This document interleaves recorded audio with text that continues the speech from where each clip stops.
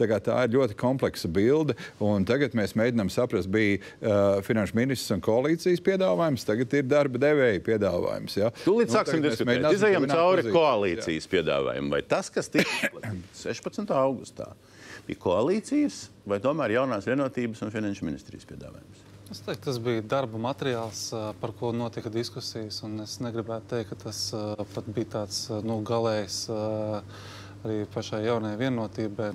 Es tā domāju, ka viņiem arī vēl gatavi diskusijām, un tas arī tas, kas šobrīd notiek. CZS pozīcija šobrīd, skatoties uz to, nekas jaunāks, tāds fundamentāli pārstrādāts nekas nav. Skatoties uz to, kaut ko šitien jau jāņem ārā, mums pozīcija nav īpaši mainījusies, kāda tā bija pirms vasaras, kad mēs par šo diskutējām, ka šis jāstāsta kontekstā ir kopējo valsts budžetu par to, kā mēs nofinansējam tās vajadzības, kas valsts budžetā šodien ir uz galda. Un šis ir jāskata kopā. Un mēs to arī tā arī skata jau arī, vai te neskata? Tieši tā arī tas notiek. Šobrīd tas tā arī notiekās. Progresīvo pozīciju līdzīgs jautājums.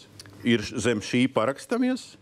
Manuprāt, šis neizbēgami ir atskaites punkts. Man ir pārliecība, ka būs elementi, kas tur mainīsies, bet tas, kas nedrīkst mainīties, ir, manuprāt, pats svarīgākais, kas parādās šajā scenārijā, kas ir nodokļu samazinājums tiem iedzīvotājiem, kas pelna līdz 2000 eiro mēnesī. Tas mainīties nedrīkst. Programmā rakstījāt savulaik līdz 1000, tagad līdz 2000. Ja pacēlāt līdz. Esam ambiciozāki. Domburkungs, viena gan ļoti svarīga detaļa ir paralēli šīm notiek budžeta process. Ja? Un tās ir divas daļas. Paralēli vai saistīti? Šitas ir ļoti svarīgs jautājums. Ļoti svarīgi. Es gribu teikt, paralēli vai saistīti? Un es gribu teikt, budžeta procesam ir savs nenovēršams laika grafiks, kas ir ierakstīts likumā. Laika grafikā, jā. Bet viņš notiek paralēli vai tomēr saistīti?